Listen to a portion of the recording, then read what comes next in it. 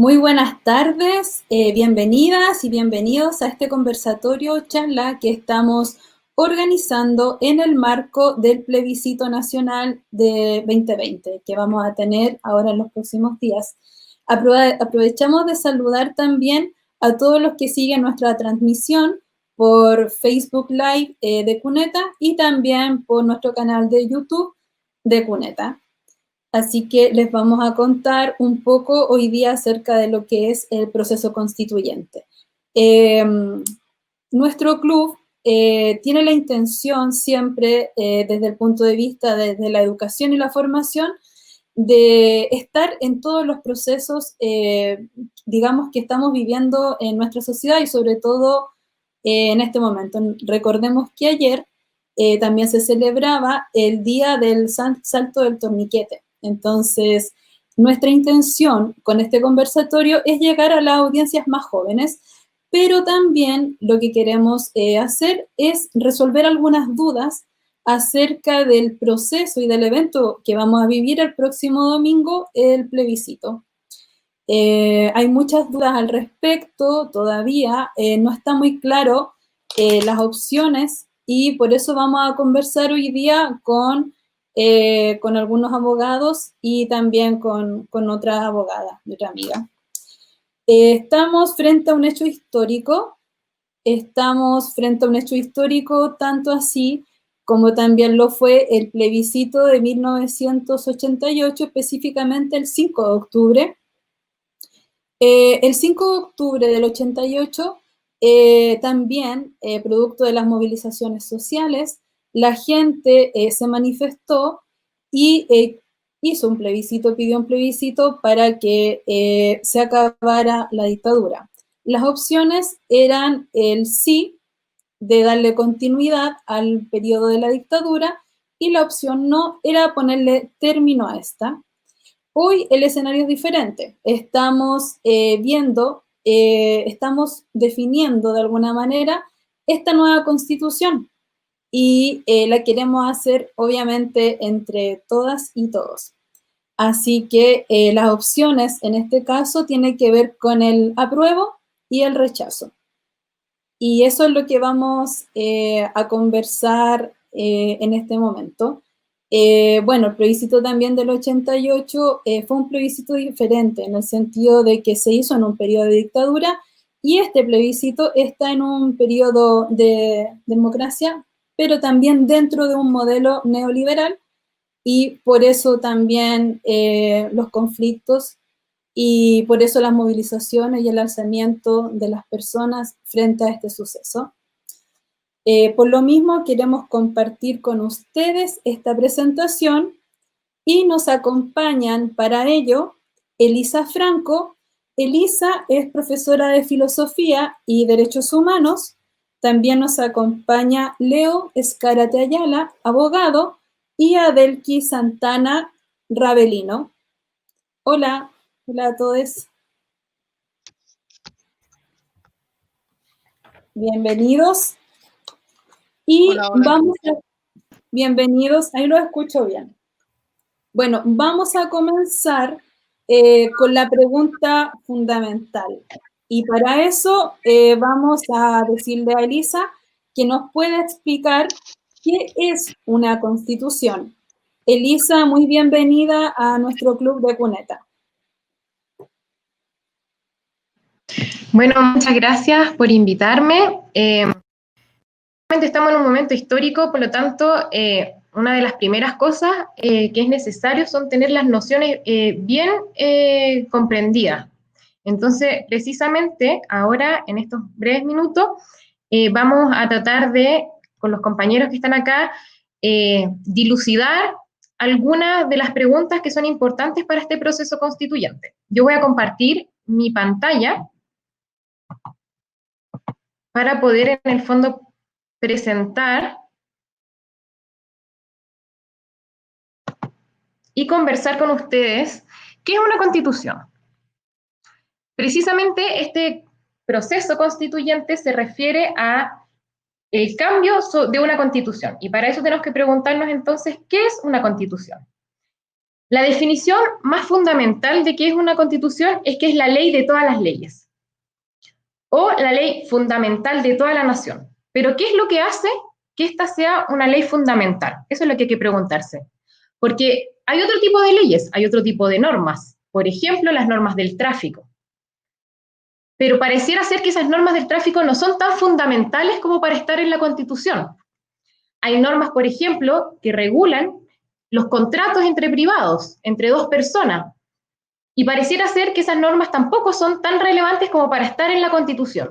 Por lo tanto, la Constitución contiene un tipo de norma que la hace especial y que por eso las hace fundamental. ¿Y cuáles son estos tipos de normas? Son las que establecen principios fundamentales de la nación. Principios como, por ejemplo, que si uno ve en la Constitución, en el artículo número 1, dice el núcleo fundamental de la nación es la familia. Ahí la Constitución está estableciendo principios que nos van a regir a todos. Es decir, que la familia en esta nación, en Chile, la vamos a considerar como algo fundamental. También la Constitución establece derechos fundamentales. Por ejemplo, el derecho a la educación, el derecho a la salud, el derecho a la vida, el derecho a la igualdad, etc. Además, la Constitución establece deberes sobre todo que recaen en el Estado. Por ejemplo, el Estado debe asegurar el acceso a la justicia a todos y a todas las ciudadanas. Pero además, y no menos importante, que la Constitución organiza el poder, distribuye el poder. Entonces, lo que podríamos señalar es que la Constitución es como la norma que establece las reglas fundamentales en una cancha de fútbol. Pongamos ese ejemplo. ¿Cuáles son los principios? Los principios acá van a ser compañerismo, por ejemplo. ¿Cuáles son los derechos fundamentales? Es que si es que me caigo me hacen una falta, yo tengo el derecho de poder alegar. En los deberes de los árbitros. ¿Y cómo organiza el poder? Es decir, que va a haber un arquero, va a haber unos jugadores, va a haber un árbitro. Eso mismo pasa con la Constitución en un país. Establece los principios fundamentales de la nación, los derechos, deberes que tiene sobre todo el Estado y organiza el poder. En Chile tenemos la organización tripartita del poder. ¿Qué significa esto? Que nos dividimos en tres. El poder ejecutivo, el poder legislativo y el poder judicial. Entonces nos dividimos en tres el poder. Por lo tanto, la Constitución es muy fundamental. Aquí hay un ejemplo, después la idea es que podamos difundir esto y ustedes se puedan meter también en la página de Cuneta y puedan en el fondo acceder a estos materiales, pero que hay unos ejemplos. Como yo les decía, la familia es el núcleo fundamental de la sociedad. O la finalidad del Estado es el bien común. Chile es una república democrática, o sea, establece principios fundamentales de la nación. Pero además, si es que uno pudiese hacer un esquema de cómo son las normas que nos rigen en el país, lo que podemos decir es que la Constitución está acá, en la cúspide, es decir, que todas las otras leyes no pueden contradecir lo que dice la Constitución. Y en Chile hemos tenido varios problemas asociados a esto de que hay leyes que no pueden contravenir la Constitución. Por ejemplo, fue muy discutida hace un tiempo la ley del aborto. Era una ley que no estaba en la Constitución y por lo tanto tenía que respetar algunos principios y algunos derechos que estaban en la Constitución. Ejemplo, el derecho a la vida. Y ahí se hizo toda una discusión. ¿Es o no es inconstitucional? Por lo tanto, todas las leyes que hacen los legislativos en el Congreso tienen que estar sujetas a lo que la Constitución dice. Por eso es tan importante. Para terminar, esta breve exposición, que luego van a continuar mis compañeros, yo podría decir de que la Constitución es muy relevante para nuestras vidas porque lo que hace es establecer derechos que son, tal como dije anteriormente, fundamentales. Y acá les voy a dar dos ejemplos. El primer ejemplo es el derecho a la salud. En un artículo señala que cada persona tendrá el derecho a elegir el sistema de salud o privado o estatal. O sea, la actual Constitución lo que establece como derecho a la salud, a diferencia de otro tipo de constituciones, es solamente el derecho a elegir, o queremos ir a un recinto privado, a un recinto estatal. O, por ejemplo, con la seguridad social que son las pensiones, que hemos visto que ha sido muy polémico por el tema de que hoy en día están privatizadas.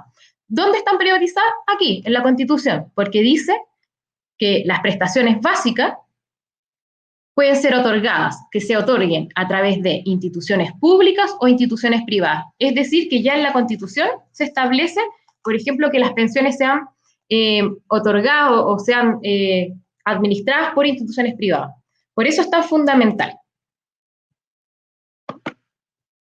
Ahora va a seguir el Adelki, que va a conversar con nosotros sobre el proceso constituyente específicamente. Entonces yo voy a dejar de...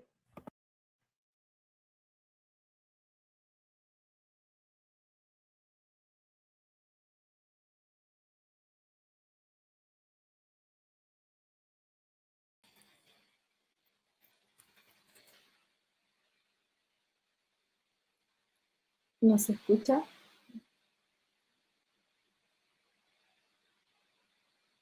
¿No se escucha, Adelki? Estás muteado. Ahí sí, ahora sí, hola a todos. Bueno, les cuento, el proceso constituyente en sí no es un proceso que se componga, que haya partido después del 18 de octubre. El proceso constituyente en Chile es mucho más profundo. Hay gente que entiende que el proceso constituyente en Chile es un anhelo desde que tiene más de 200 años, en el cual nunca se ha redactado una constitución en donde se escuche la voz del pueblo. Entonces también en este sentido, este proceso es súper novedoso. ¿Ya? Es importante entender que también el proceso constituyente son distintas etapas que van juntando distintos reclamos de la ciudadanía. ¿Por qué llegamos a decir que queremos cambiar la Constitución? Es porque se empezaron a ver en la ciudadanía distintos reclamos, no más FP, los pueblos originarios, las mujeres exigiendo derechos. Entonces empezamos a ver una serie de reclamos desde la ciudadanía en la cual decían que las reglas del juego no los hacían sentir representados. Entonces, en ese sentido, el 18 de octubre explota ya toda esta acumulación de rabia y de injusticias que daban cuenta que queríamos un cambio institucional, no nos bastaba los maquillajes que le habían hecho durante 30 años a la Constitución, sino que necesitábamos redactar una nueva carta que nos regulara, un nuevo contrato, unas nuevas reglas del juego, como decía la compañera, en la que nos incluyera, nos incluyera todo. Entonces, en Chile el proceso, por lo menos, luego del 18 de octubre, pasa que el 11 de noviembre todos los partidos políticos, una gran agrupación de los partidos políticos, deciden reclamar por una asamblea constituyente. Sin embargo, mágicamente a los 4 días, 5 días, desde los partidos políticos se juntan los líderes, las cúpulas de los partidos políticos, no fue una participación ciudadana, ni siquiera de la gente de los partidos, y deciden proponernos la forma de cambiar la Constitución a través de la ley 21.200. Ahora le voy a pedir al compañero que comparta la presentación.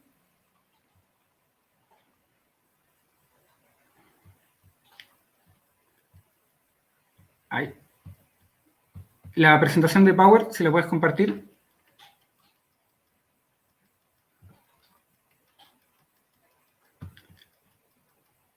Ya.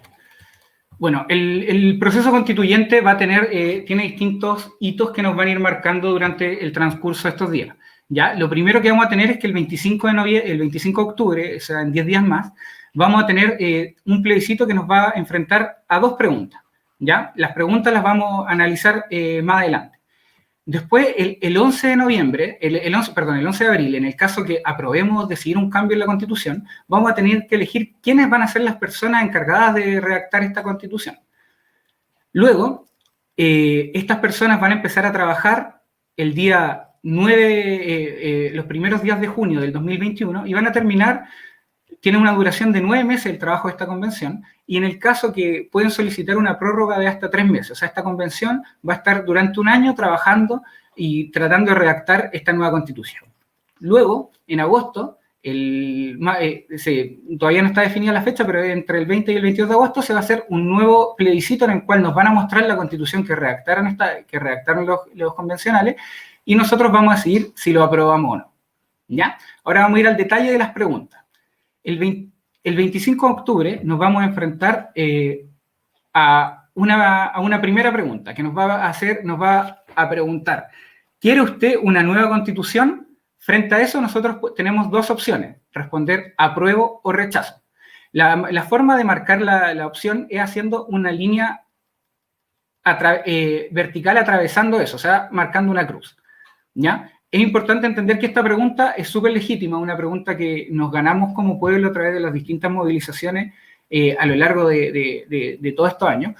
Pero en la segunda pregunta nos van a preguntar cómo queremos que se redacte esa nueva constitución. Entonces nos ofrecen dos opciones. Una opción es una convención constitucional, que significa que van a ser miembros elegidos por la ciudadanía, y la otra opción es una convención mixta, en donde va a estar compuesta por una mitad elegida por la ciudadanía y una mitad elegida y una mitad que va a estar compuesta por el Congreso. Vamos a hacer entonces un paralelo entre las dos. La convención mixta va a tener 172 integrantes, mientras la convención constitucional va a tener 155. La convención mixta va a estar compuesta mitad congresista y mitad electo, mientras la convención constitucional va a estar 100% electo. Luego, es importante entender que estas dos convenciones van a funcionar, luego se puede ver el gráfico, pero van a funcionar de dos formas distintas. ¿Ya? Estas convenciones tienen las mismas restricciones, que para eso tenemos que ir a la ley 21.200, que es la ley que la crea. Si bien esta convención va a poder establecer ciertas reglas y va a poder redactar una nueva constitución, es súper importante destacar que a través de los partidos políticos y a través de esta imposición de la ley de la 21.200, se restringió la forma en que va a actuar esta convención. Generalmente, los países realizan estos procesos de redactar una nueva constitución a través de asambleas constituyentes, que son por sí soberanas y libres y autodeterminadas. ¿Eso qué significa? Que el pueblo elige un grupo de asambleístas y entre ellos se ponen sus reglas, sus quórum y establecen cómo van a redactar la nueva constitución. Sin embargo, en el proceso en Chile, esa forma de cómo se va a redactar está restringida ya por la ley. Nos van a establecer que primero, para las personas que quieran participar, las personas que estén afiliadas a partido político, no necesitan ningún tipo de requisito más que haber pertenecido al partido político. Sin embargo, los independientes, como van a participar, como lo hacen los independientes en cualquier proceso de diputados o senadores, van a tener que juntar firmas y van a tener que ir ante un notario y van a tener que vivir un proceso previo que obviamente los pone en una dificultad de cancha. O sea, por ejemplo, una persona que se quiera tirar en nuestra comuna va a tener que juntar 0,4% de las firmas de toda la gente que vota en Ñuñoa, y eso significa también una plata que te cobra cada vez que va a firmar el notario. Entonces, un independiente tiene que contar con una cantidad de plata previa para poder inscribir la candidatura. Luego, otro de las imposiciones muy fuertes que nos pone la ley es que nos pone un quórum de 2/3. ¿Esto qué significa? Que las decisiones tienen que ser aprobadas por 2/3. O sea, si son 100 personas, si son 100 personas las que tomen la decisión, tiene que haber por lo menos 67 personas dispuestas a establecer un tema para que quede redactado en la Constitución, para que este sea aprobado. Si en cambio hay 65 que quieren, o hay 66 que quieren aprobarlo, pero hay 34 que no quieren, en este caso, ese 34 tiene una especie de derecho a veto y no se va a lograr meter ese tema en la Constitución. También es importante entender que esta Constitución, aparte, y los convencionales no van a poder tocar los tratados internacionales, que es un gran tema, ya que eso limita mucho el ejercicio soberano. O sea, supuestamente, si nosotros tenemos la posibilidad de redactar una Constitución, es importante tener la libertad de redactarla como nosotros queramos redactarla. Entonces, esta serie de limitaciones va un poco mermar nuestro ejercicio soberano, o sea, nuestra libertad como pueblo de decidir cómo queremos que sea la Constitución. Por eso es importante no solo la participación a través de los plebiscitos o a través de las votaciones que hayan, sino mantener una participación más activa, empezar a articularnos, empezar a organizarnos desde nuestras juntas vecinales, cabildos, asambleas, desde las distintas organizaciones sociales que ya existen o las que podemos crear nosotros, y empezar a juntarnos y empezar a tratar de organizar un gran movimiento popular para poder imponer nuestros términos o los términos que deseamos como pueblo o como organización. Ahora la compañera les va a pasar a hablar de cómo va a funcionar el tema de la paridad en las elecciones de los convencionales.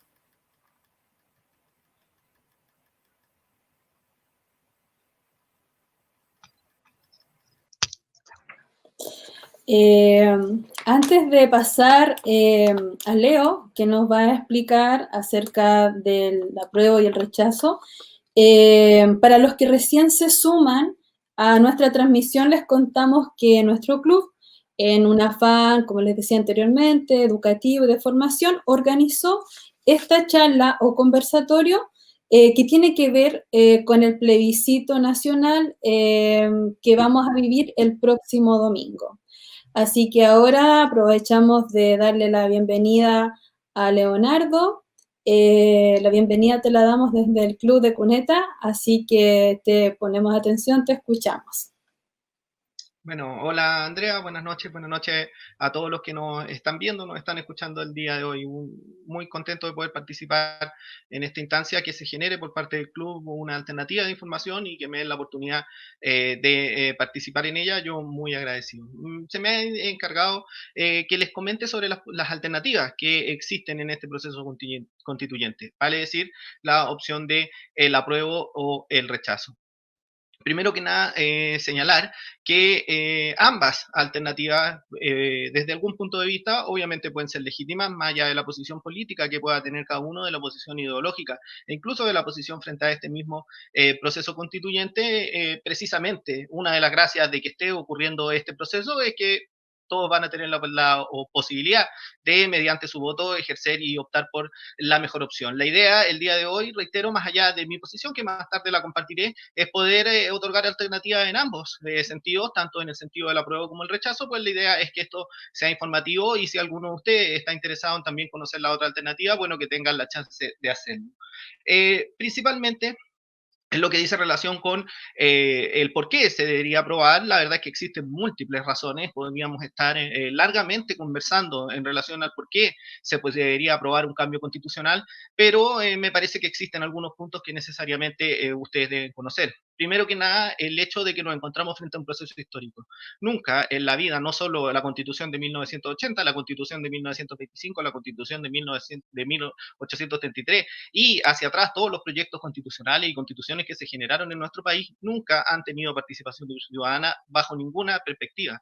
No, esta es la primera oportunidad en que los ciudadanos, a través del ejercicio con nuestro voto, del ejercicio electoral, podremos participar en un proceso constituyente. Siempre, no solo en 1980, la Constitución se ha generado entre cuatro paredes, siempre ha respondido a las necesidades de un grupo de interés particular, ya sea este esté gobernando de forma legítima o no, y nunca ha tenido la posibilidad de que los ciudadanos participen. Esta es una posibilidad histórica, esta es una alternativa que, más allá de si uno considere que efectivamente el proceso es suficiente o no, si las demandas sociales que se incorporaron en la agenda luego del estallido social se responden o no a este proceso constituyente, pero independiente de eso es una posibilidad, reitero, histórica, y eso ya es razón suficiente para entender que se debe aprobar y que se debe generar un cambio constitucional, porque, reitero, sería la primera vez en la historia de nuestro país en que la ciudadanía podría participar de forma directa, o incluso, si es que alguien así lo considera, semidirecta. Por otra parte, también hay que considerar que la Constitución de 1980, que es la que se está proponiendo modificar, tiene un origen en dictadura, el cual no se puede desconocer. La Constitución se emana de la justa militar, de la mano de una serie de los más grandes crímenes que se han cometido en nuestro país, las más grandes atrocidades en materia de derechos humanos. En paralelo se estaba generando este proceso constitucional que derivó en la Constitución de 1980, la cual fue aprobada en un plebiscito que hoy, sin temor y sin lugar a dudas, podemos señalar que fue de carácter fraudulento. Por tanto, evidentemente se trata de una constitución cuyo origen es ilegítimo. A mí no me cabe ninguna duda de aquello. Y en dicho sentido, esto también es una razón suficiente para entender que si una constitución se considera ilegítima, considerando que, tal como expuso la compañera con anterioridad, estamos hablando de la Carta Fundamental, del traje a la medida, de las reglas que nos van a regir como sociedad, no podemos entender que efectivamente contemos con una constitución que sea de carácter ilegítimo. Por otra parte, existen una serie de materias que nuestra constitución no trata y que también serían un argumento suficiente para aprobar una modificación de la misma. Nos encontramos en el año 2020, esta constitución fue generada hace 40 años atrás. En dicha época había materias que por algunos motivos no se quisieron tratar, materias de género, por ejemplo, no hay ninguna referencia, materias de infancia, no hay ninguna referencia, derechos sociales y políticos, si bien estos se refieren, se plantean como libertades más que como derechos. No se contemplan situaciones medioambientales, no se contemplan situaciones tecnológicas, no se contemplan situaciones que tengan que ver con la sociedad que nos encontramos viviendo al día de hoy. Bajo esta perspectiva, esta serie de materias que la Constitución no trata significan un argumento para considerar que la misma se debe modificar y que es el apruebo, y por otra parte también significa que la Constitución, en otro argumento más, en este momento sea total y absolutamente anacrónica. Las constituciones no solo se trata de una ley, no solo se trata de aquel libro que se pueda obtener en un negocio, en un kiosco allá en Santiago, por ejemplo, y que cualquiera lo pueda leer y decir, oh, acá están mis derechos fundamentales. La Constitución es el traje a la medida. La Constitución es, tal como dijo muy bien en el inicio Elisa, es el rayado de cancha. La Constitución, haciendo un análogo con el Club de Cuneta, es el marco en el cual nosotros vamos a movernos, la cancha donde nos vamos a entrenar, va a establecer cuáles son nuestros profesores, cuáles son nuestros intereses, cuál es nuestro equipo, cuáles son nuestros colores. Evidentemente sí tiene importancia y bajo esa perspectiva tiene que evidentemente estar adecuada a los nuevos tiempos. Por otra parte, también existe un argumento muy importantísimo también para en pro del apruebo, que dice relación con la ausencia de la regulación de los derechos sociales. La Constitución, y eso ha generado, fue en gran parte lo que provocó el estallido social del 18 de octubre recién pasado, el hecho de que hay una serie de demandas sociales que no encuentran respuesta en la actual legislación, que no encuentran respuesta independiente de los gobiernos. Han pasado ya 40 años desde que se generó la Constitución, han pasado ya 30 años desde que se acabó afortunadamente la dictadura, y al día de hoy existen una serie de derechos sociales que en Chile no se pueden regular. Y no se pueden regular no porque no se quiera, no se pueden regular porque la Constitución lo ha impedido. ¿Por qué? Porque se estableció un marco rígido con la intención precisamente de poder perpetuarlo. De hecho, Jaime Guzmán, que fue el principal ideólogo, señaló en su momento que su intención era precisamente que el sistema no se pudiera modificar. Para ello estableció una serie de candados o cerrojos constitucionales que se llamaron anteriormente, y también lo que se llamaban los enclaves autoritarios, todos los cuales significaban que la Constitución fuera bastante difícil de modificar.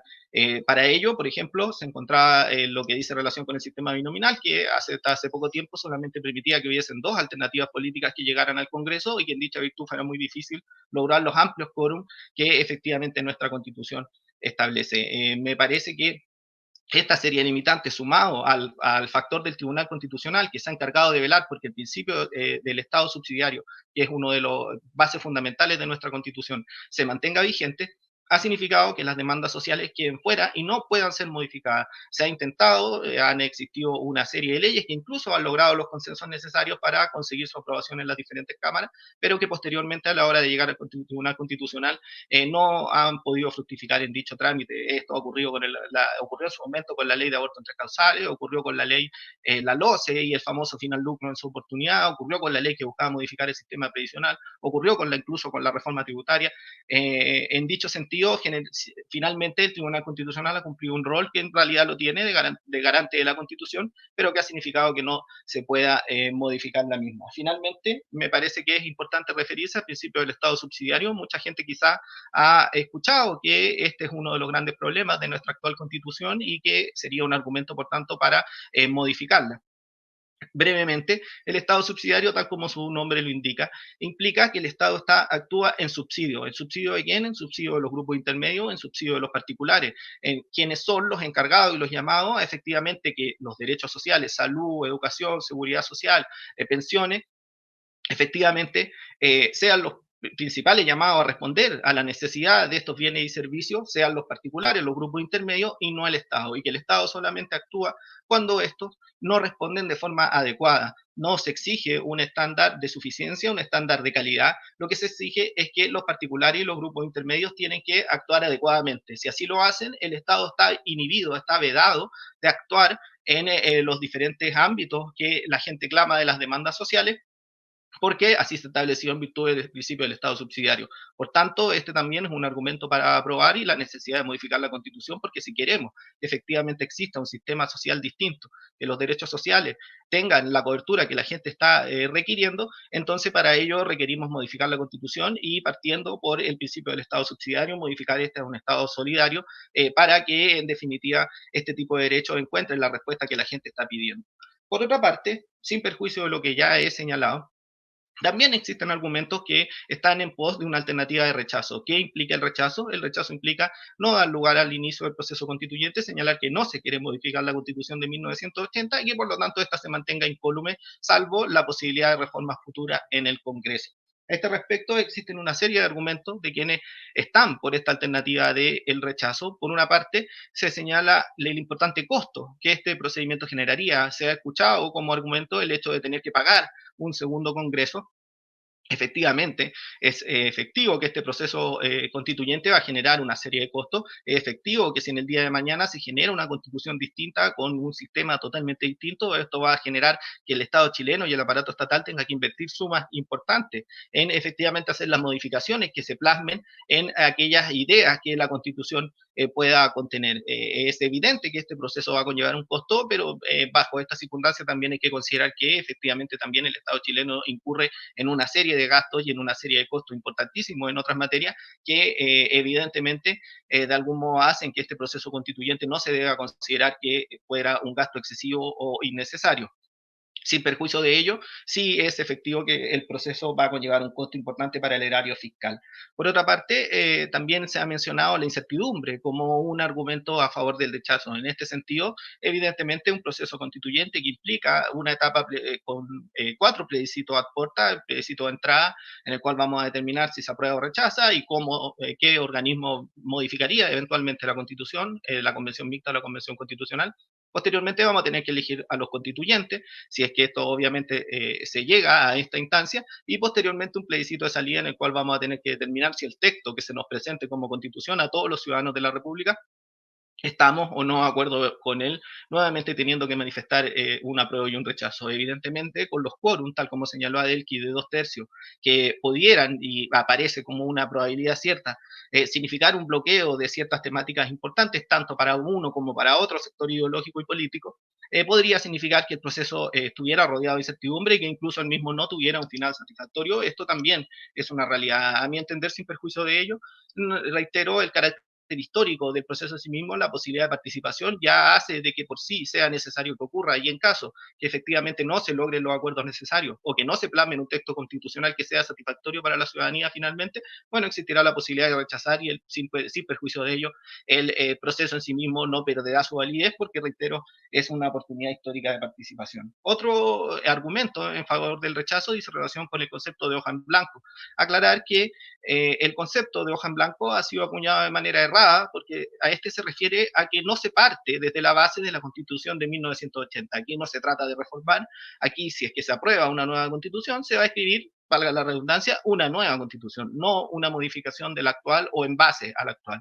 Sin perjuicio de ello, en la Ley 21.200 se establecieron ciertos límites a esta llamada hoja en blanco, los cuales están constituidos principalmente por el hecho de la estructura del Estado democrático chileno, por la estructura de sus poderes, la separación de poderes tripartita que mencionó también Elisa en un inicio, y por otra parte con los tratados internacionales a los cuales Chile suscribe. A este respecto creo que es importante que se tenga en consideración que los tratados internacionales, más allá de si se ponía o no la hoja en blanco, y Chile los iba a tener que respetar igual, porque de lo contrario tendría que salir de dichos pactos internacionales para que no sean respetados. Sin perjuicio de ello, lamentablemente, hoy en día Chile hay una serie de tratados que uno podría considerar que sí son beneficiosos para la ciudadanía en materia de infancia, en materia de género, en materia de pueblos originarios, por ejemplo, que ahí claramente el Estado chileno no respeta, por lo cual, independiente de lo que dijera o no ley 21.200 en relación a esta situación, los tratados internacionales van a seguir estando un escalafón más arriba de la legislación interna, porque se trata precisamente de derechos humanos y derechos fundamentales que protegen a los seres humanos más allá del país, gobierno de turno o el sistema que pudiese gobernar. Por otra parte, existe el llamado reformar para rechazar. Este es uno de los principales argumentos de aquellos que están a favor del rechazo. En este sentido, yo anteriormente, hace un tiempo atrás, les hubiera dicho que me parecía irrisorio la posibilidad de reformar para rechazar. ¿Por qué? Porque en los últimos 30 años de gobiernos democráticos no se han logrado los acuerdos y los consensos suficientes para burlar los altos quórum que la Constitución de 1980 establece. 4/7 o 3/5, según si se trata de una ley orgánica constitucional o de una reforma constitucional propiamente tal. Perdón, 4/7 o 2/3. En este sentido, el último, la ley del llamado retiro del 10%, que todos fuimos testigos y a muchos de nosotros seguramente nos benefició con el retiro de estos fondos previsionales, demostró que efectivamente sí se podía contar con los consensos que largamente la ciudadanía ha clamado durante los últimos 30 años y que más allá de las posiciones políticas, sobre todo de la extrema derecha que ha sido intransigente en acceder a reformas sociales, podían algunos de ellos dar su venia y lograr los quórum que se requerían para unas modificaciones de este tipo. Sin perjuicio de ello, me parece que esto se da en el marco de una emergencia sanitaria, de una pandemia que ha sido sin igual en nuestra generación. No había existido una situación de este tipo y evidentemente esto llevó a un escenario que, sumado al contexto del estallido social y del próximo plebiscito, dieron lugar a que efectivamente se pudiera llegar a un consenso en una modificación en cuanto a una reforma de un derecho social. Sin perjuicio de ello, este se hizo de forma transitoria y no se trata de una modificación al sistema previsional en sí mismo, lo cual aparece como difícil que efectivamente la derecha prestara su venia a que se pudiera modificar este tipo de materia. De todos modos, sin perjuicio de ello, efectivamente, nuestra Constitución de 1980, así como cualquier otra, sí establece mecanismos internos de reforma y, por tanto, es factible que la misma se pudiese modificar, pero reitero, con quórum bastante altos de parlamentarios que son quórum que no se han logrado alcanzar a lo largo de la historia, salvo en esta última situación relativa al 10% de la AFP. Otro argumento, para finalizar, de aquellos que postulan que efectivamente corresponde rechazar, dice relación con la violencia que ha acompañado el proceso, más allá de la posición que uno tenga en cuanto a calificar o no las protestas sociales como violencia. Aquellos que están a favor del rechazo así lo identifican. En este sentido, hay que señalar que efectivamente, bajo el prisma de entender que esto se trata de una situación de violencia, han ocurrido situaciones y episodios, sobre todo luego del 18 de octubre del año recién pasado, que han tenido este carácter. Sin perjuicio de ello, hay que mencionar que los procesos constituyentes, en su gran mayoría, y así lo demuestra la historia comparada, en la gran mayoría de los países donde se producen este tipo de situaciones, se generan precisamente después de situaciones críticas que, como en toda manifestación social, generalmente conllevan violencia. Si bien, obviamente, la idea es que esto se produjera en un marco de total tranquilidad, también hay que señalar que efectivamente la Constitución que hoy nos rige, como señalé, tiene un origen en una situación bastante más violenta que la que vivimos el día de hoy. Pero, reitero, efectivamente esto es una situación que es real, independiente del contexto que se señala, en que se enmarca dentro de una situación que escapó, obviamente, a un quiebre de una situación de normalidad como se produjo el día 18 de octubre. Sin perjuicio de ello, reitero, es parte de un proceso constituyente que, como señaló muy bien Adel, viene ya de largos años atrás y efectivamente en todo proceso constituyente siempre, lamentablemente, se generan situaciones de violencia que van aparejadas a cualquier tipo de modificación, porque estamos hablando, tal como señalé en un inicio, de una modificación de una constitución. No se trata de cualquier cosa, no se trata de una modificación simplemente legal, se trata de modificar la constitución, se trata de modificar el país que queremos, se trata de determinar la sociedad que nos va a regir, se trata de decir cuáles son los derechos que queremos que ahí se plasmen, y en dicho sentido, el hecho de que se acompañe de una situación de violencia que además es evidentemente menor frente al clamor de las protestas sociales pacíficas que se generaron, no implica en sí mismo que esto sea un argumento para rechazar. Esto es, a grandes rasgos, los argumentos principales de aquellos que están por el apruebo o por el rechazo. Y finalmente quiero mencionar una tercera alternativa que creo que quizás algunos de los que nos están escuchando pueda ser su opción, que es no participar. A este respecto, efectivamente, aquellos que manifiestan que la opción es no participar, cuestionan, por una parte, que lo que salió de la llamada cocina constituyente en el Parlamento el día 15 de noviembre, con esta alternativa de convención mixta y convención constitucional, no es lo que la sociedad exigía, no es lo que la soberanía constitucional requeriría, y, por tanto, lo que se exige es la existencia de una asamblea constituyente. Efectivamente, yo concuerdo con aquellos que dicen que la convención constitucional no es efectivamente una asamblea constituyente en sí misma, por ejemplo, no tiene la potestad soberana absoluta que la asamblea debería tener para autorregularse, autoconvocarse y autodeterminarse. Eso no ocurre porque efectivamente la convención constitucional va a estar regulada precisamente por la ley 21.200 que le hemos venido conversando. En este sentido, efectivamente, si bien no es la mejor opción la que se nos presenta, e incluso para muchos ha sido un híbrido, buscando de algún modo no dotar a la Asamblea Constituyente de la soberanía necesaria, sin perjuicio de ello, tal como señalé en un inicio, me parece que es súper importante recalcarlo, este proceso es único, este es un proceso histórico, esta alternativa se nos presenta hoy, no sabemos si se nos va a presentar mañana y no se nos ha presentado nunca antes. Dicho esto, tal como señaló Andrea muy bien también en un inicio, tal como ocurrió en el año 1988, la participación evidentemente resulta necesaria, y si todos estamos de acuerdo en que efectivamente queremos una nueva sociedad, bueno, la oportunidad tenemos de plasmarla en el voto, y si logramos las mayorías necesarias, que tal como muy bien indicó Adelki también anteriormente, idealmente serían el 67% de la Convención Constitucional, eso va a significar que podamos hacer los cambios que la sociedad está clamando. Dicho esto, doy paso a mis compañeros para que podamos seguir conversando y compartiendo con ustedes. Muchas gracias, Leo. Muy claro todo. De verdad que nos hacía falta como una explicación. También queremos agradecer, estaba fijándome en las visualizaciones, tenemos bastantes personas, amigos, amigas que nos están viendo, así que para quienes recién se incorporan a nuestra transmisión, comentarles que nuestro Club Social y Cultural de Cuneta, en un plan educativo y de formación, organizamos este conversatorio que tiene que ver con este momento histórico que estamos viviendo, que es el plebiscito que vamos a tener el próximo domingo. Así que ahora nos interesa mucho también a todos los que nos están viendo que nos escriban sus dudas, sus consultas, porque de verdad que deben ser muchas. La expertise la tienen aquí los compañeros, pero nosotros no, entonces de verdad hacemos como el llamado a que puedan escribirnos sus preguntas, así tenemos a los chiquillos que nos van a poder responder acerca de esas dudas, que pueden ser muy básicas, pero abren de alguna forma el debate, qué es lo que queremos lograr, qué es lo que queremos. Esta instancia es una conversación, entonces necesitamos de alguna forma saber también cuáles son las dudas que hay al respecto y avanzar con este proceso. Es bueno que estemos siempre informados y sobre todo que participemos. Bueno, siguiendo con la pauta de preguntas, yo creo que está súper claro. Me ha gustado mucho la exposición de los tres.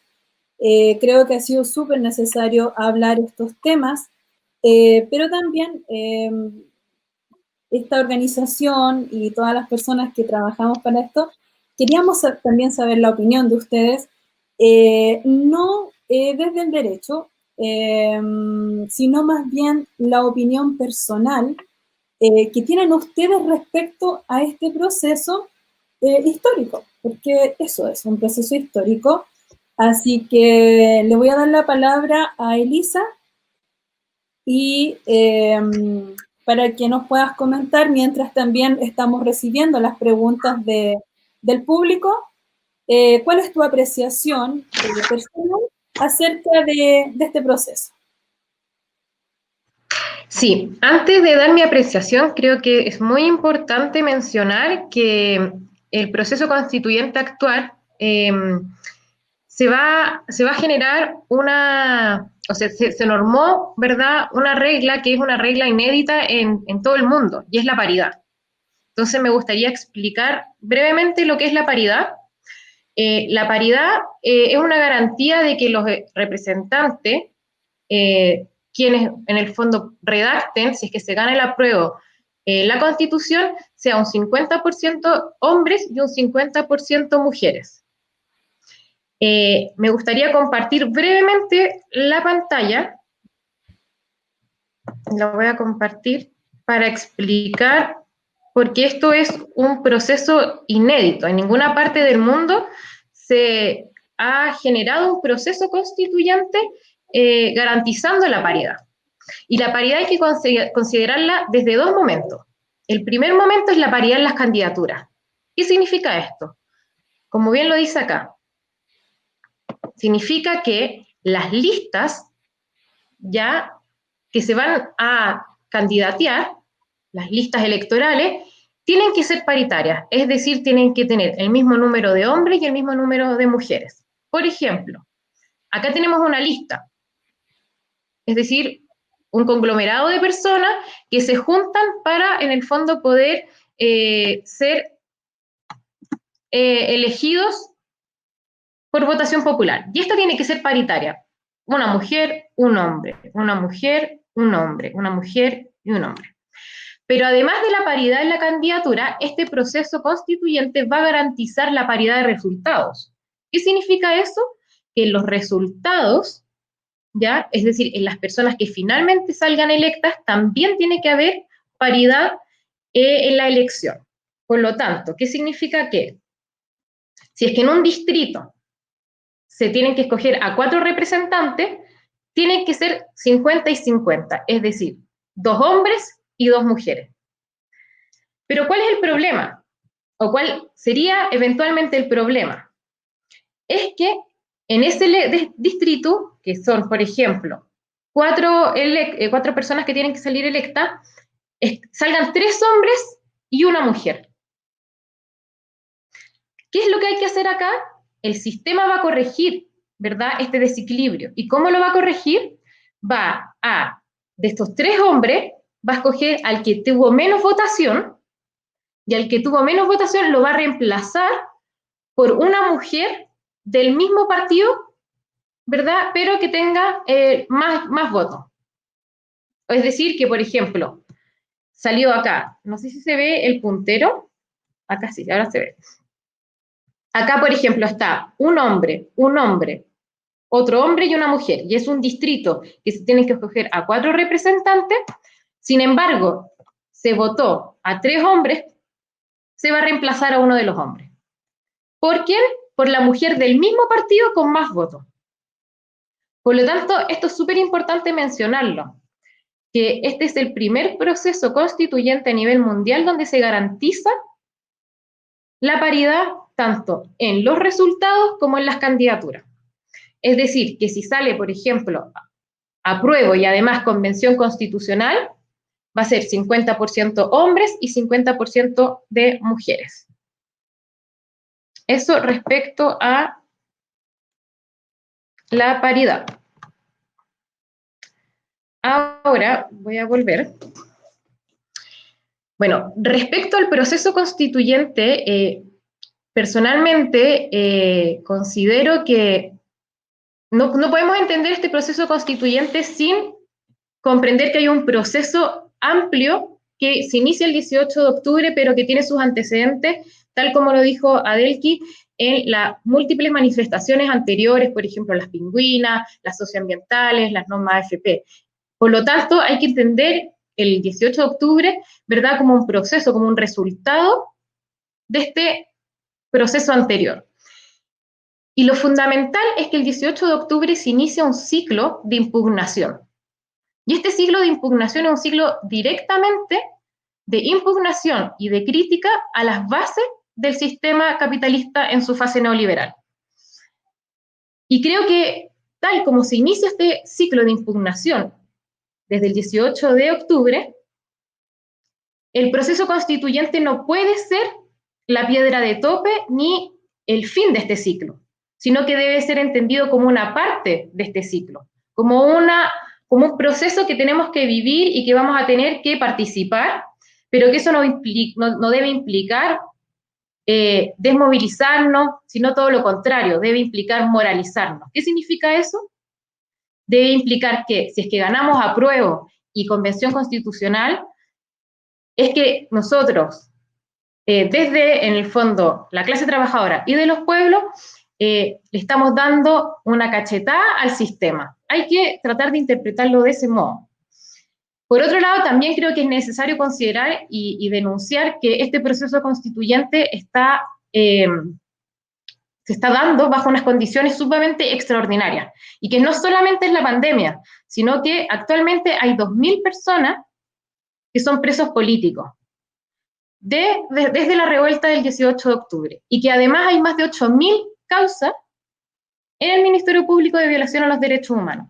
Y eso no se debe olvidar.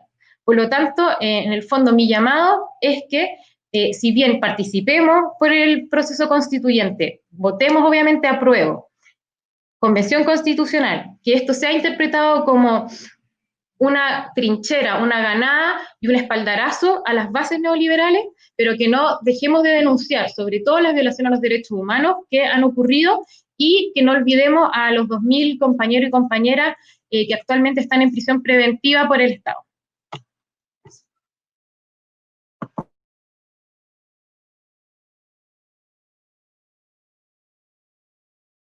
Muy bien, Elisa. Gracias, Elisa. Sí. Leonardo, sí. No, me gustaría Me gustaría señalar que concuerdo en gran parte con lo que Elisa ha señalado. Evidentemente nos encontramos en una situación muy particular en lo que dice relación, por ejemplo, con la situación de los derechos humanos, con situaciones que no se habían visto desde la vuelta de la democracia y que lamentablemente en el último año han superado largamente las cifras históricas que nuestro país tenía en situaciones vinculadas a las protestas sociales. Me parece que este proceso, sin perjuicio de ello, no debemos olvidar que es un proceso largo.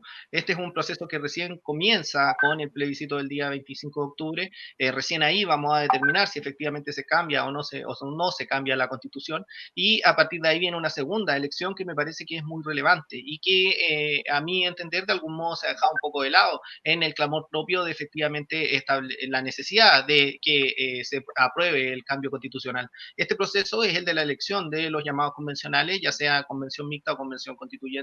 Espero que efectivamente esta sea una convención constitucional, no una convención mixta. ¿Por qué? Porque eso nos va a permitir elegir al total de aquellos que van a redactar la constitución y además nos va a permitir que se garantice la paridad en la convención mixta. Esto no se garantiza, nos va a permitir que efectivamente quienes tomen la decisión no tengan una duplicidad de funciones con las labores legislativas que sí ocurriría en la convención mixta y asimismo también nos va a permitir que haya una paridad de criterios en cuanto a que efectivamente exista la posibilidad de elegir al total de la comisión que va a elegir la constitución. Y además, en el marco de esta convención, existe el quórum del 2/3 que yo mencionaba anteriormente también, que creo que no se debe olvidar y que la gente debe entender que si necesariamente lo que se quieren son reformas importantes, es garantizar los derechos sociales, es tener una nueva sociedad, es darle la protección que merecen a los grupos menores, es darle la protección que merece la infancia, tratar los temas de género, reconocer la identidad en los pueblos originarios, materias medioambientales, recuperar el agua, etcétera, una serie de demandas que yo creo que hay un sinnúmero de razones por las cuales podríamos decir que se debe cambiar la Constitución. Para ello, necesariamente vamos a tener que contar con el 67% de los convencionales constituyentes, porque de lo contrario, si seguramente, por no decir temor, puedo decirlo, la derecha logra obtener más de un 34% en aquella votación, eso va a implicar que veten todas estas materias de las cuales yo le estoy mencionando y que por la vía de los consensos, algunas de ellas efectivamente se puedan modificar, pero que finalmente lo que se obtenga de este proceso sea un híbrido que no nos permita entender que efectivamente se satisfacieron las demandas sociales que el 18 de octubre y en adelante pudimos ver que ya eran mayoritarias, no solo en las manifestaciones en la calle, sino que también en la recepción que estas tuvieron en toda la gente y en la reacción que pudimos ver de otros grupos que hoy en día son aquellos que están en pos del rechazo y que claramente se pusieron en una posición distante de lo que el pueblo estaba solicitando en las calles. Creo que la oportunidad de participar de este proceso es único, hay que hacerlo de forma inteligente y hay que tener claro que si lo que queremos es cambiar, entonces necesitamos una mayoría y tenemos que confiar a la hora de la elección en gente nueva, en gente que no de algún modo esté contaminada con la vieja política chilena y en gente que ojalá no tenga ninguna relación con los partidos, porque ya sabemos lo que ocurre cuando los grandes grupos económicos intervienen en los partidos políticos, ya sea de izquierda o derecha. No ha sido requisito tener una tendencia política para efectivamente trabajar para los grandes grupos económicos en nuestro país. Así que el llamado es a participar del proceso, el llamado a hacer un voto inteligente, el llamado es a aprobar, el llamado es a aprobar una convención constitucional y el llamado es a la hora de elegir los convencionales, elegir aquellos que efectivamente estén de la mano de la demanda social. Yo tengo una pregunta, perdón, Adelki. Respecto a lo que estaban planteando, siempre como que hay un temor, quizá una percepción muy personal, respecto al tema de que se neutralice el 18 de octubre del 2019. ¿Qué quiero decir con esto? Que, por ejemplo, lo que pasó ahora en este periodo de pandemia, que también podemos hablar si eso de alguna forma logró neutralizar esta movilización o el estallido que solemos llamar. Estuvo el retiro del 10% de la AFP. ¿Qué pasó con eso? Porque veámoslo como una campaña, terminó haciéndonos creer de que las AFP de alguna manera habían sido como, nos habían hecho un favor, por llamarlo así, a todos nosotros como país por el retiro, digamos, del 10%, que esto obviamente fue también en este gobierno. ¿Qué pasó también con la marcha? Cuando la marcha más grande que había en Chile, que se decían que era 1 millón de personas, pero en realidad fueron 2 millones de personas. ¿Qué hizo también el Estado? Se apropió de la marcha diciendo de que todos en una democracia tenemos derecho a manifestarnos y qué sé yo. A mí me pasa con esto del apruebo, el rechazo, qué sé yo, que de pronto esto también logre como neutralizar todo el movimiento que se originó el 18 de octubre del 2019 y de alguna forma lo veo también como una estrategia que usa el Estado para apropiarse otra vez de las causas que son de nosotros, de nosotras, por llamarlo así. No sé si tienen alguna opinión al respecto. Sí, yo comparto plenamente contigo, Andrea.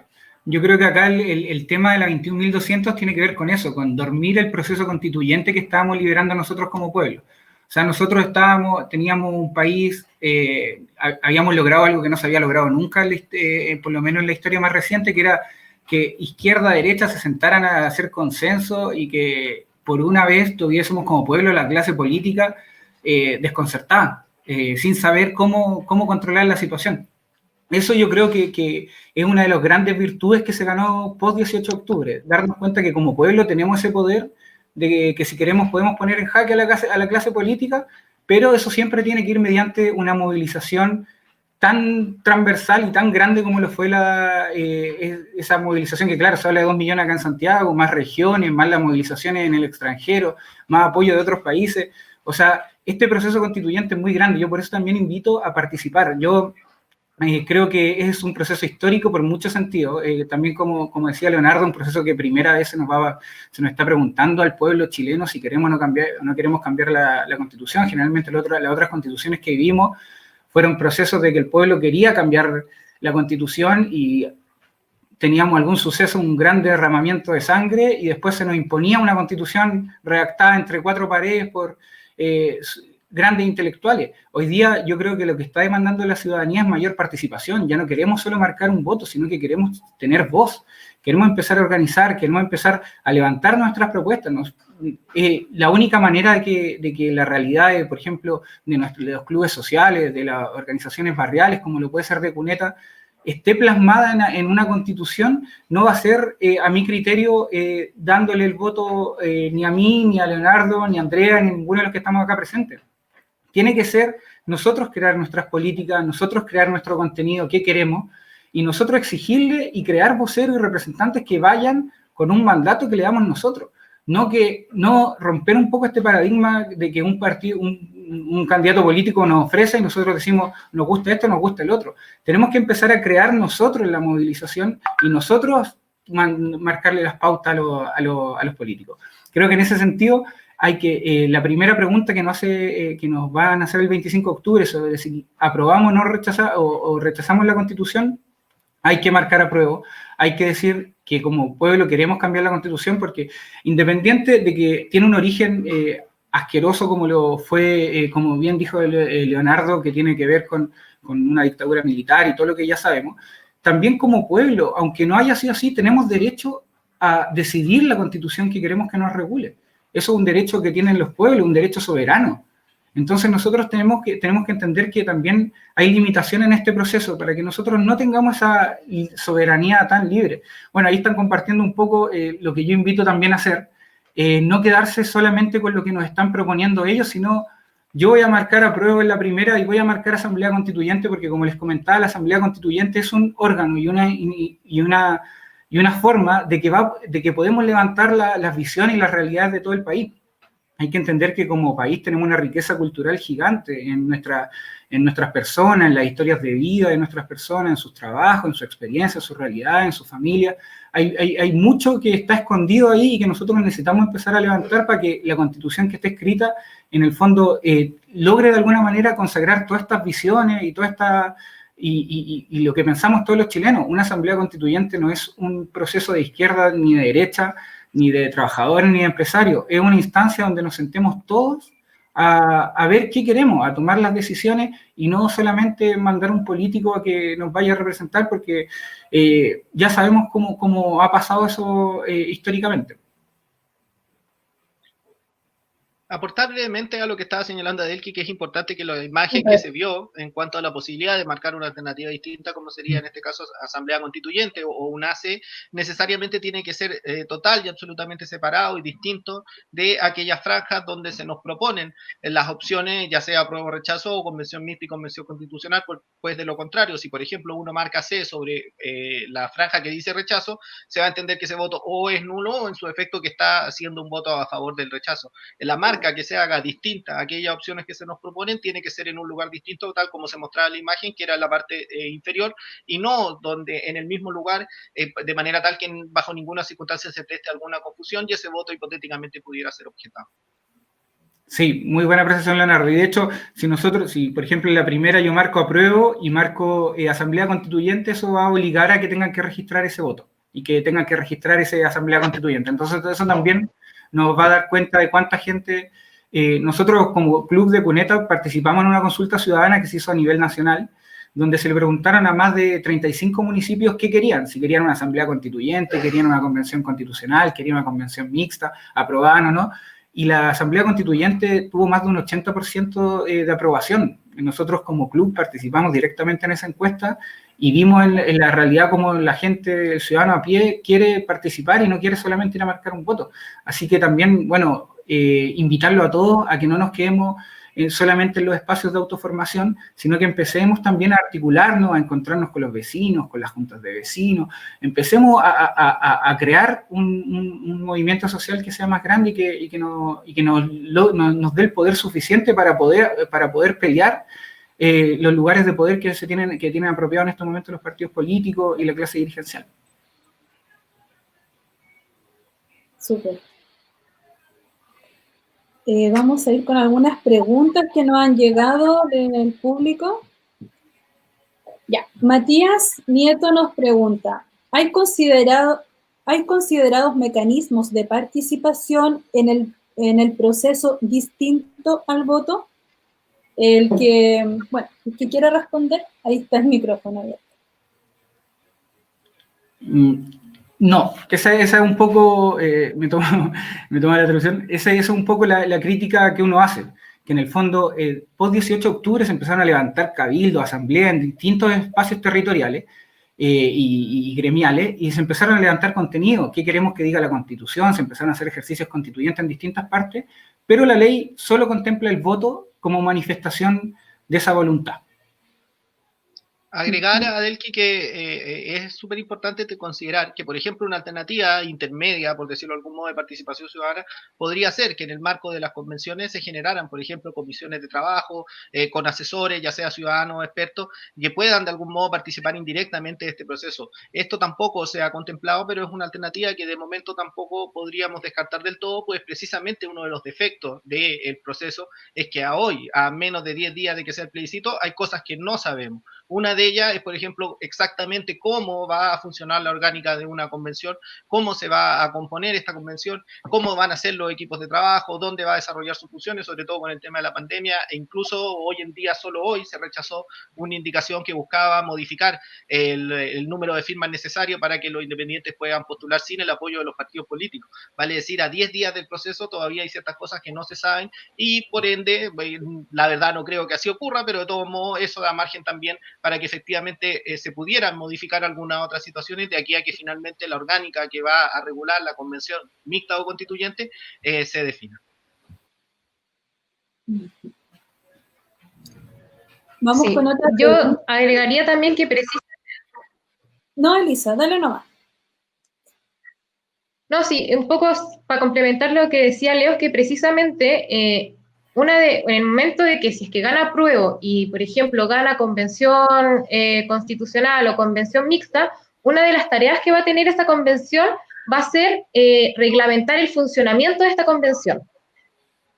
Y una de las alternativas podría ser, por ejemplo, tal como decía esta pregunta, ¿cómo se llama? Garantizar ciertos mecanismos de que se puedan participar, que las personas podamos participar. Y por eso yo creo que es bien importante que no es solamente ir y votar a prueba o convención constitucional, sino que seguir generando procesos de movilización para poder en el fondo incidir directamente en este proceso, como por ejemplo contemplando otro tipo de mecanismos de participación.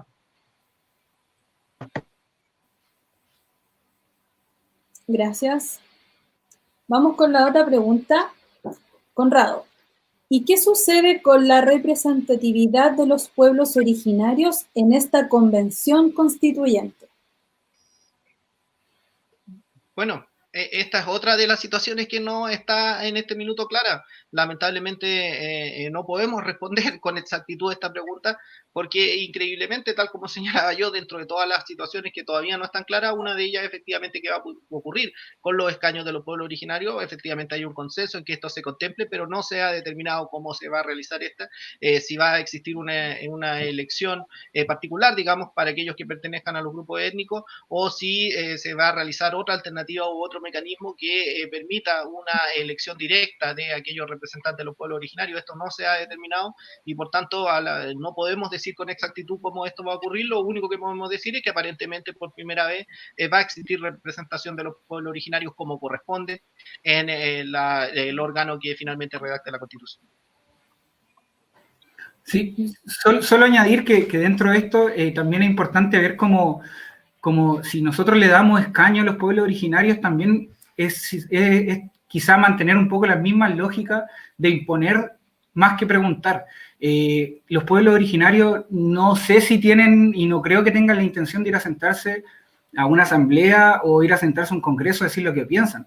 Ellos lo que quieren y lo que han reclamado históricamente es soberanía, es autodeterminación, que nosotros hagamos válidos los tratados internacionales que hemos suscrito, en el que hemos dicho que nosotros consideramos, por ejemplo, en el caso de los mapuches, como una nación. Eso significa que ellos tienen soberanía, ellos deberían tener derecho a tener sus autoridades, su independencia cultural y un sinfín de cosas que en este momento no se consagra. Y a través de los escaños, creo que tampoco se logra plasmar esa visión que hay que tratar de levantar en un proceso constituyente real. Me parece súper importante agregar en el mismo sentido lo que decía Delqui, que esta situación, que efectivamente se reconozca el derecho a la autodeterminación de los pueblos, conforme lo obligaría el convenio 169 de la OIT que Chile actualmente ratifica, sí se contempla en países vecinos. No es esto que sea una realidad de Finlandia, de Australia, de Nueva Zelanda, que a veces se nos presentan como países tan lejanos. Esto ocurre, por ejemplo, en Colombia. En Colombia los pueblos originarios tienen derecho, por ejemplo, en la materia que a mí profesionalmente me compete, a autodeterminar su tutela, cómo ellos van a efectivamente ejercer justicia dentro de su grupo étnico. Ellos tienen el derecho de ejercer una justicia distinta y, por ejemplo, no es el caso, pero para que se entienda, si se establecieran medidas como la pena de muerte dentro de un grupo indígena como la forma que corresponde para hacer justicia conforme a algún crimen que se haya cometido, el Estado colombiano, aun cuando ellos no lo contemplan como una sanción, sí permitiría que dicho grupo étnico lo sostenga. ¿Por qué? Porque hay una cosmovisión que es más relevante aún que el ordenamiento jurídico interno de su país, que es mantener la cosmovisión, la costumbre, los conocimientos, la lengua, la religión, etcétera, todo lo que caracteriza a una nación originaria. En este sentido, nosotros estamos lejísimos de esta situación y ojalá este proceso constituyente permitiera que se reconociera a Chile como un Estado a lo menos plurinacional o que idealmente, tal como decía Alexis, se reconozca el derecho a la autodeterminación de los pueblos. Vamos con otra pregunta. Macarena nos pregunta si se podría decir que el plebiscito se logró gracias al empuje de organizaciones sociales y gente que espontáneamente se manifestó en la calle. ¿Qué posibilidades hay de que un representante de las organizaciones sociales y o de la gente sea parte de quienes redactarán la nueva Constitución?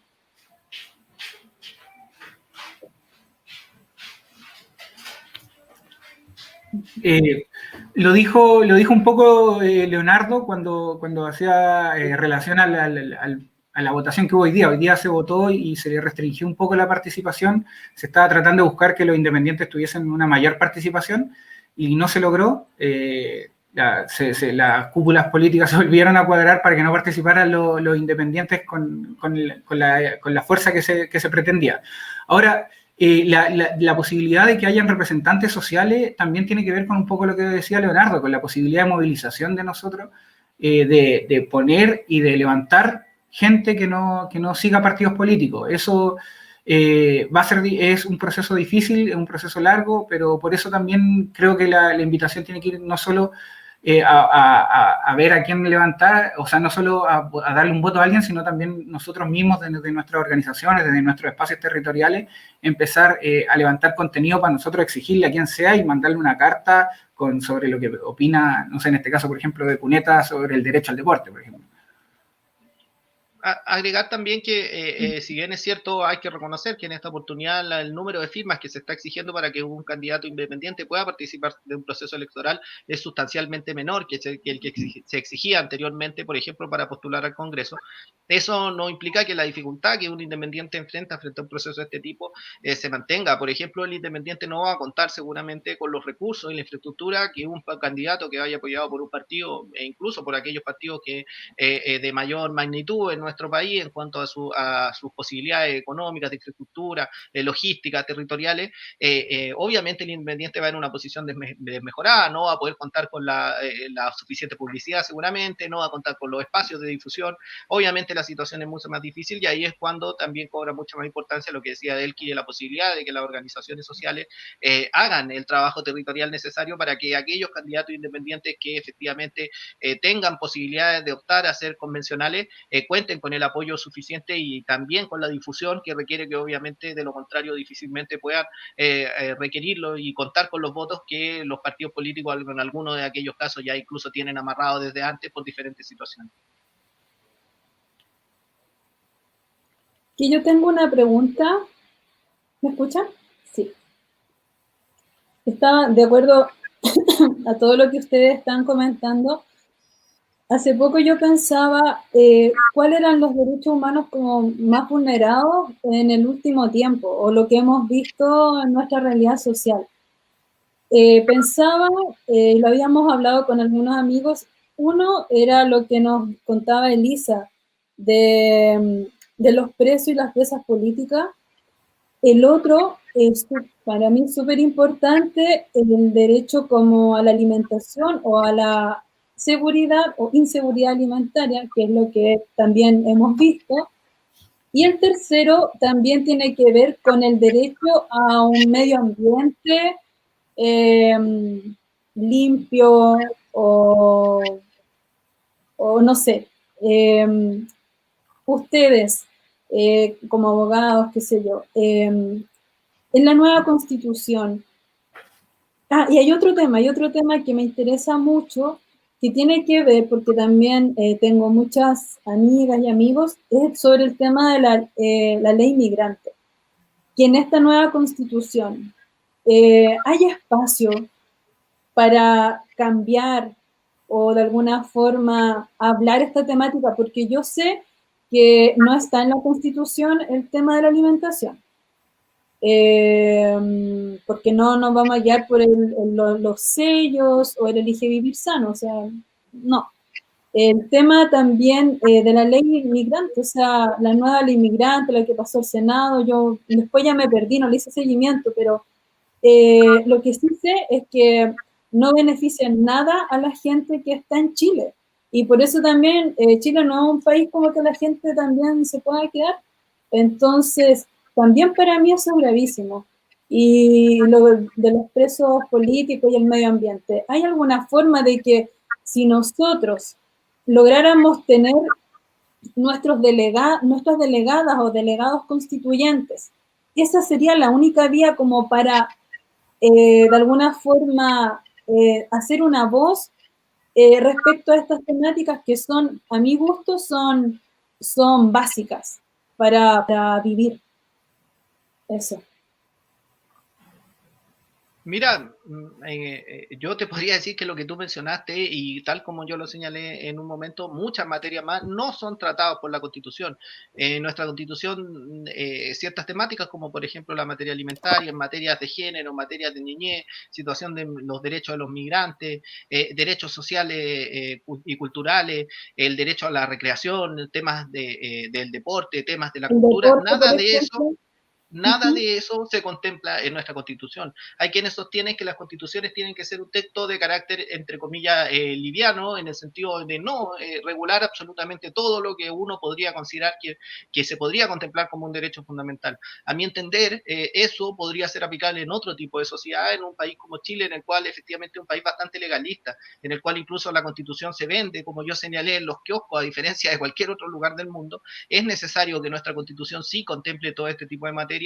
Reitero, por ejemplo, identidad de género, situación de los derechos de la infancia, la situación de la seguridad social, contemplar el derecho a la salud, el derecho a la educación, no como una libertad, no como una libertad de enseñanza, no como una libertad de acceso, sino que como un derecho social propiamente tal, contemplar los pueblos originarios, situaciones medioambientales, recursos naturales, lo que dice relación con cuál es la política, la estructura política de nuestro país, el presidencialismo que hoy en día nuestra Constitución sostiene, que permite que el presidente prácticamente sea una especie de jefe supremo de la nación, que tiene control legislativo, que tiene el control sobre el Estado, la estructura de nuestras Fuerzas Armadas, etcétera. Hay una serie y un sinnúmero de materias que nuestra Constitución o no trata o en su efecto trata de forma bastante eficiente o insatisfactoria para lo que la mayoría de las demandas sociales claman. Todas las materias que tú indicaste no son tratadas en la Constitución y sí efectivamente podrían ser contempladas, pero nuevamente redundamos en la misma situación de la necesidad de alcanzar los consensos necesarios para que ciertas materias efectivamente puedan estar. Por ejemplo,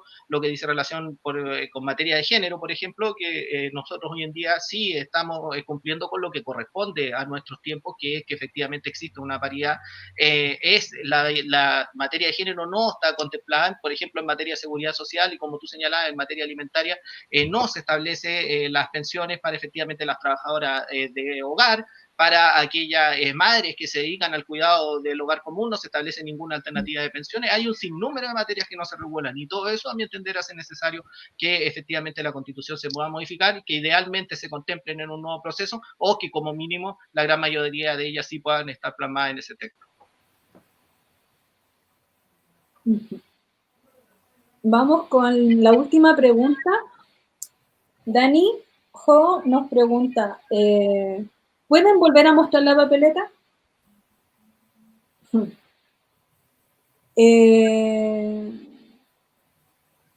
Ya, ella dice que está con sus padres, que son adultos mayores, y no entendieron mucho aquello de la papeleta. ¿Si la podemos volver a mostrar? Por favor, chiquillos.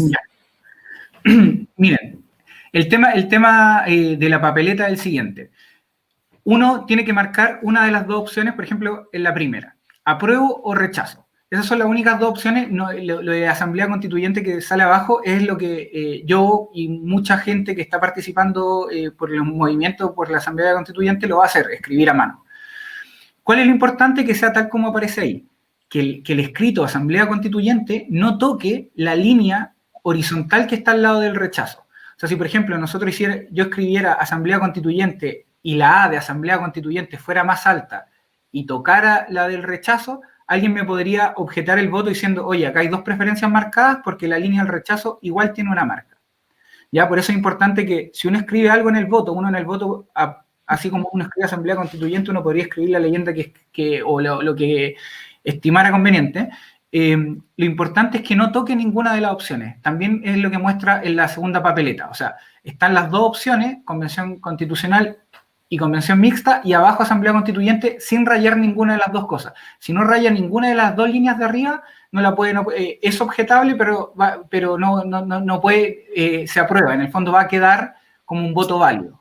No se va a ir a los votos nulos. Eso es lo importante, no marcar las otras dos opciones. Gracias, Delkin. Ya. Bueno, ya nos vamos a ir despidiendo. Queremos darle las gracias a todas y a todos los que nos estuvieron siguiendo en nuestra transmisión. También darle las gracias a todas las personas que estuvieron detrás de esta organización. a Zuno, a Maca, a Pablo, a Marcelo, a todos. Si alguno se me olvida, me disculpan. Y gracias a todos ellos. Y hay un presente para los que nos estuvieron viendo, que es un libro que vamos a dejar el enlace, que se llama Se oía venir, y es un texto que salió el año pasado, producto del estallido. Sin embargo, es una investigación entre un cineasta, un historiador y un periodista, que lo que hacen es analizar cómo las movilizaciones sociales, que nosotros ya lo hemos visto, a través de letras musicales, a través de, desde el género como el hardcore, el punk, el rap y la música también electrónica. Así que les vamos a dejar el link. Es un libro liberado, está muy bueno también para que vean nuestra audiencia más joven y los no tan joven, a todos los que nos gusta mucho la música. Así que los dejamos invitados para que revisen el link y puedan también, todavía en confinamiento, muchos y muchas, puedan echarle un vistazo a este texto que está muy bueno. Y también damos las gracias a la editorial Cuaderno y Pauta, que lo liberó y está gratuito. Así que les damos las gracias nuevamente y los dejamos invitados para otra nueva conversación, charla que vamos a tener más adelante. Muchas gracias, Elisa, muchas gracias, Leonardo, y muchas gracias, Adelki. Gracias, Andrea, gracias a todos también los que nos estuvieron viendo, los que nos estuvieron escuchando, y gracias al Club Social Deportivo Cultural de Coneta por generar esta instancia, esta plataforma, y desde la instancia que lamentablemente hoy día nos obliga a la situación de pandemia, poder por lo menos acercarnos un poco, informar, y ojalá esto haya sido de utilidad, o por lo menos haya sido un rato agradable para aquellos que nos estuvieron viendo. Les agradezco la oportunidad de participar, y bueno, obviamente me despido. Muchas gracias a todos. Sí, aprovecho también de despedirme, darle las gracias a todos los que participaron en el evento, también a las personas que estuvieron viendo. Es súper importante la autoformación y un poco a seguir participando en los procesos, a no quedarnos, a leer la 21.200, a echar una mirada, a seguir buscando otros lugares, a no creernos ni siquiera nosotros, dudar de poner todo en duda y sigamos informándonos, sigamos buscando información, sigamos conversando con los vecinos, sigamos buscando lugares donde vayamos reviviendo ese relato que hay en nuestra sociedad. Así que eso, un abrazo gigante a todos. Solo un mensaje, sí, perdón, respecto a lo que dice Elki, dos palabras, participación, y sigamos movilizándonos de aquí en adelante. Creo que ahí está la real fuerza del cambio que todos esperamos. Sí, bueno, yo también me sumo a las palabras de mis compañeros y de mi compañera, invitarles a todos y a todas al proceso constituyente, tal como lo expusimos acá. Todavía hay ciertas materias que no están definidas y que yo creo que está entonces en nuestra vereda poder impulsar esos cambios con la movilización, tal como decía Andrea. Así que muchas gracias por la invitación y sobre todo al Club de Cuneta, que son demasiado importantes este tipo de charlas.